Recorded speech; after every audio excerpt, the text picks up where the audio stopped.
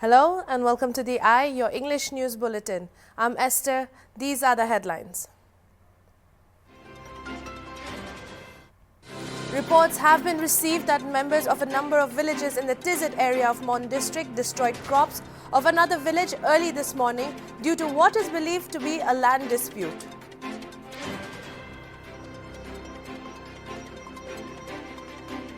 The government of Nagaland has announced further relaxations to the restrictions imposed on the state and its services from August 19 to September 2.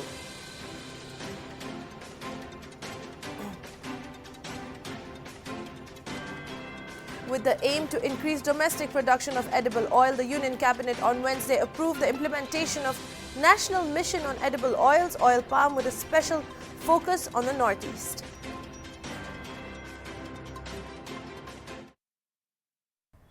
Now for the news in details. Reports have been received that members of a number of villages in the Tizit area of Mon district destroyed crops of another village on August 18, Wednesday, due to what is believed to be a land dispute. The land dispute is reportedly between villagers of Yanyan village and Yanyu village. Reports on Wednesday said that the incident happened at about 1:30 in the morning.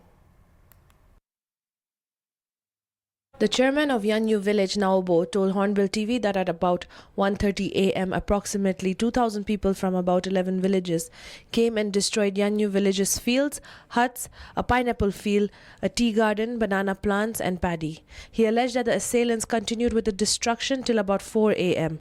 Now that the village fields and crops have been destroyed, the villagers are going to face hardships, it was informed. HornbillTV spoke with a police official in regard to the incident. The police officer told the channel that the situation is under control and that the administration had reached the affected area, while also police personnel have been deployed. There were no reports of casualties at the time of the news report being filed. The government of Nagaland has announced further relaxations to the restrictions imposed on the state and its services from August 19 to September 2. The Home Minister issued an order today, August 18, listing out the changes and relaxations. According to the notice, social, political, religious, entertainment, academic, cultural gatherings and other public gatherings will be allowed with up to maximum of 50% capacity and subject to all the participants being asymptomatic and being fully vaccinated against COVID-19 or have taken the first dose and at least 15 days have passed since the first dose. If the criteria is not followed, the person shall carry a COVID-19 negative test report with the swab given for the testing not earlier than 15 days, the notice stated. There shall be complete adherence to COVID-19 appropriate behavior and maintenance of social distancing by all in concern, the notice further stated. Also, sports activities, including competitions, will be allowed with up to maximum 50% capacity and subject to other conditions as mentioned earlier for public gatherings and further subject to SOPs issued by the Home Department, the order stated. Further, outdoor parks, entertainment parks, recreation parks and similar places will be allowed to open up to a maximum of 50% capacity and subject to all the visitors as well as the persons managing the parks and similar facilities being asymptomatic, and all who are 18 years of age and above are fully vaccinated or have at least taken the first dose. At least 15 days should have passed since the first dose. If the criteria is not fulfilled, the person in concern shall carry a COVID-19 negative test report and the swab given for the testing not earlier than 15 days, the order stated. The Supreme Court on Wednesday, in an interim order, has allowed women to take the National Defense Academy exam scheduled for September 5th and has also slammed the Indian Army for the decisions that are based on gender discrimination. A bench of Justice Sanjay Kishan Kaul and Justice Rishikesh Roy ordered that female candidates can sit for the NDA exam on September 5th, but the admissions will be subject to the outcome of the petition. The bench posted the matter for hearing on September 8th and asked the Union Public Service Commission to advertise the court's order widely. The top court slammed the government and army for not allowing women to take part in NDA exams, as Additional Solicitor General Aishwarya Bhati, appearing for the government and Indian Army, told the bench that it is a policy decision not to allow women to take the NDA exam The bench said that this policy decision is based on gender discrimination. As the ASG said, there are three models of entry in the army: NDA, Indian Military Academy and Officers Training Academy, and that women are permitted entry through OTA and IMA. The bench asked why women's entry is allowed only through two sources. And even if it is a matter of policy, it is not allowing women's entry through two sources, the court stated. Why should it say the other one, additional source of entry, is closed for women? The bench asked. Don't compel judicial intervention all the time, said the apex court, while slamming the Indian Army for not giving opportunities to women. The Bombay High Court granted interim relief to the businessman Raj Kundra and has kept his anticipatory bail application for hearing next on Wednesday, August 25th in the case registered by the Mumbai Cyber Department related to pornography case. His anticipatory bail application in the same case was rejected by Mumbai Sessions Court on August 10th. The case is different from the present case of the crime branch's pornography case, in which he is already in judicial custody, it is informed. Kundra was arrested by police on July 19 along with 11 other people on charges related to the alleged creation of pornographic films. The Bombay High Court had earlier dismissed applications filed by the businessman Raj Kundra and Ryan Thorpe challenging magistrate court's remand over and seeking immediate release in connection with the pornography case. Earlier on August 5th, the Metropolitan Magistrate Court rejected the bail pleas of Raj Kundra and his associate Ryan Thorpe in the pornography case. The Supreme Court on Wednesday issued notice to the West Bengal government on a plea seeking to quash notification for constituting an inquiry commission headed by a former Supreme Court judge to investigate allegations relating to the Pegasus spyware snooping case. The central government has proposed Justice Madan P. Lokur, former Supreme Court judge, to head the inquiry commission. A bench headed by Chief Justice of India N.V. Ramana, however, refused to stay the proceedings of the committee. The bench said the plea will be hearing along with other pending petitions seeking a court-monitored probe into the reports of the government allegedly using Israeli software Pegasus to spy on politicians, activists, court staff and journalists. Solicitor General Tushar Mehta, appearing for the centre, said he wants to assist the court on the issue and said the state government's step to constitute such a committee is unconstitutional.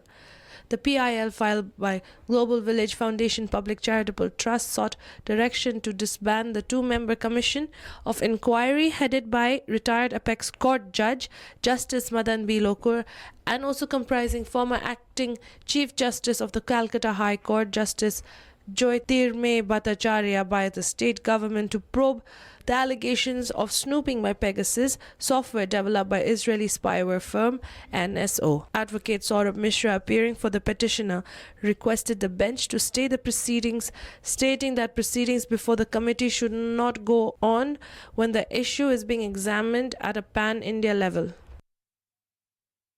Chief Justice of India Nuthalapati Venkata Ramana on Wednesday hinted during a hearing that physical hearing may start after a week or 10 days. The physical hearing in the court may start in a week or 10 days, and the technical glitches in virtual hearing would soon become a thing of the past, the CGI said during a hearing when senior Supreme Court lawyer and former Attorney General of India Mukul Rohtagi was appearing in a case before him.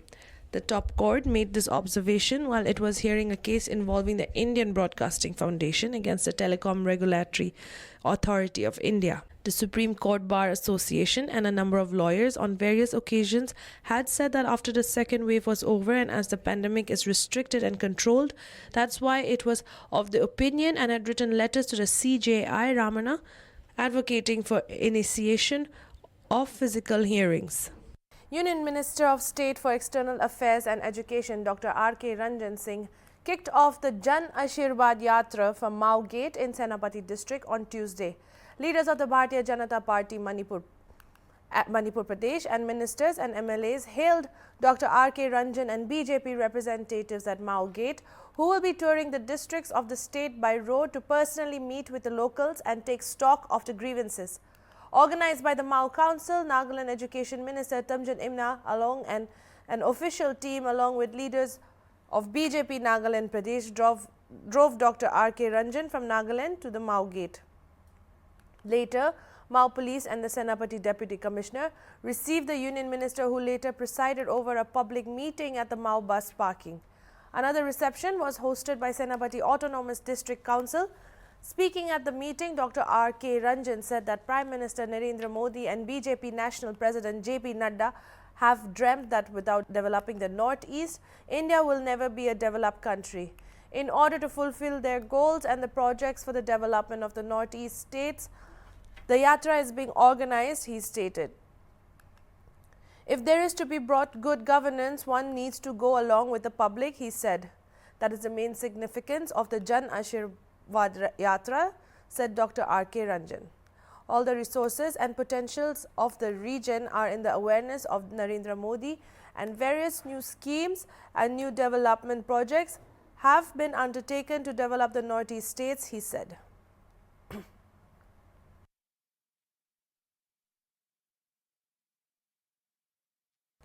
With the aim to increase domestic production of edible oil, the Union Cabinet on Wednesday approved the implementation of National Mission on Edible Oils, oil palm, with a financial outlay of Rs 11,040 crores. Chaired by Prime Minister Narendra Modi on Wednesday, gave its approval to launch a new mission on oil palm to be known as the National Mission on Edible Oils, oil palm, NMEOP, as a new centrally sponsored scheme with a special focus on the Northeast region and the Andaman and Nicobar Islands. Briefing media persons, Union Agriculture Minister Narendra Singh Tomar said that due to the heavy dependence on imports of edible oils, it is important to make efforts for increasing the domestic production of edible oils, in which increasing area and productivity of oil palm plays an important part.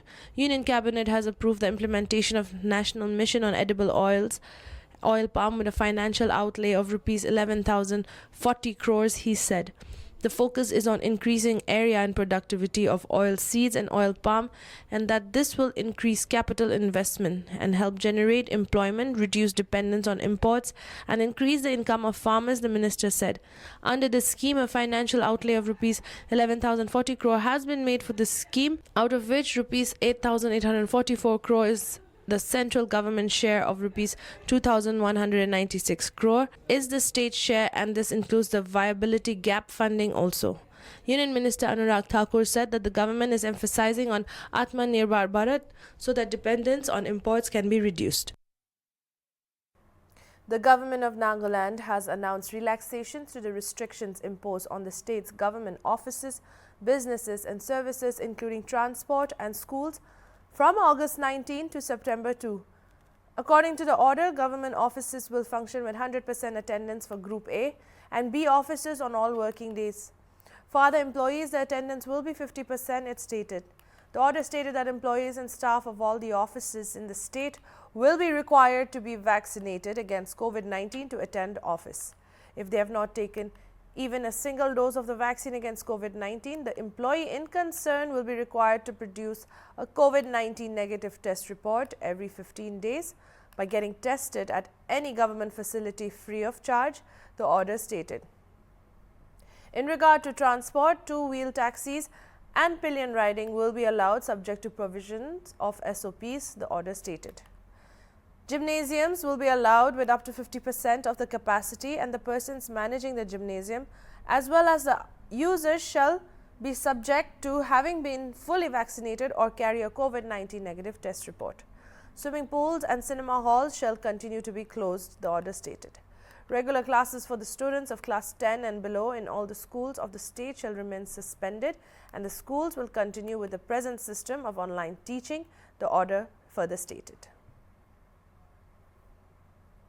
That's all for the eye. I'm Esther. Keep watching Hornbill TV.